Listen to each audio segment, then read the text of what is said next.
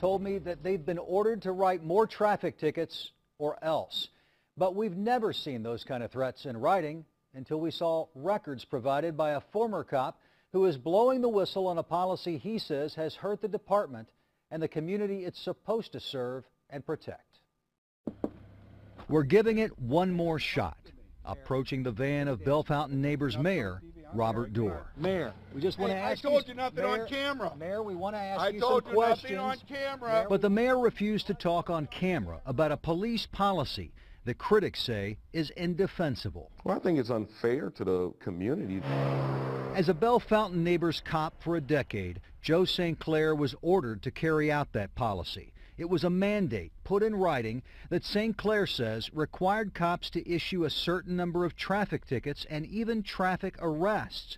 If they failed to do it, they could be fired. I think it's sad. I think it's really sad. St. Clair gave us copies of spreadsheets used by the Bellefontaine Neighbors Police Department. They identify 7 different self-initiated activities that officers are required to do.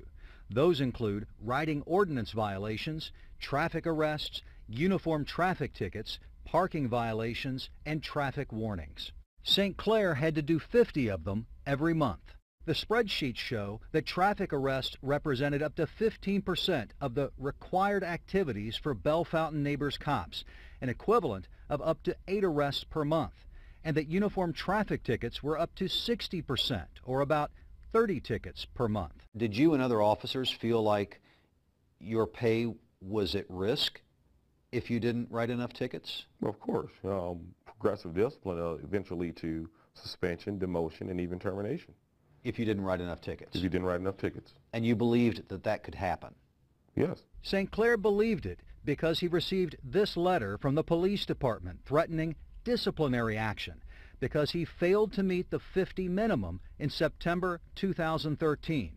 He was told, quote, "You produced only 32 activities, which is less than 70% of your required minimum performance standard," unquote.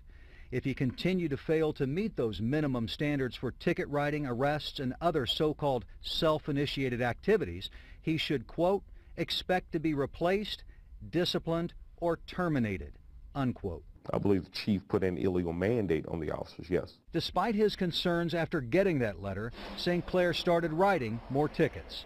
And from that point on, he says, he always met the minimum required standard for self-initiated activities. I was not comfortable doing it. I had to do it. I have a wife and 2 children. I had to support. Off-camera, Bellefontaine Neighbors Police Chief Robert Pruitt insisted the policy is not a quota system. He said the mayor ordered him not to do an interview about it. He referred us back to the mayor. We want to ask you some questions about this. Camera. Does that surprise you? No. Tim Fitch retired last year as the St. Louis County Police Chief. It's absolutely unethical. A lot of the officers will tell you privately, I have to do this or else. But most of the time, the mayors and the police chiefs aren't stupid enough to put it in writing. The mayor claimed all those self-initiated activities made Bellefontaine Neighbors safer. You can also see what it did at municipal court.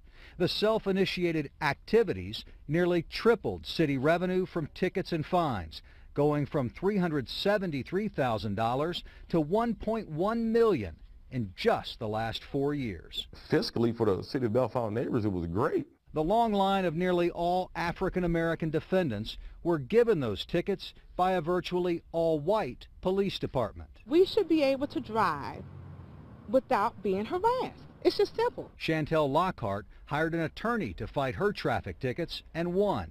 Many others say they can't afford a lawyer. It's unfair that they're preying on people that cannot, that just really don't have the resources. This policy he had set in place, it weakened our relationship with the community. It really did. The policy eventually took a toll on Joe St. Clair, and he resigned. I could not be part of that anymore. Bellefontaine Neighbors has nearly 11,000 residents. 73% of them are black. The police department has 33 officers. Recently, the last black officer, we were told, resigned. Based on the findings of our story, State Senator Eric Schmidt is calling for a state investigation of the Bellefontaine Neighbors Police Department's policies and the way those policies have impacted police officers and the community. More on that part of the story tomorrow. You can see the police records in this case by going to our website, KMOV.com. Craig Cheatham, News 4.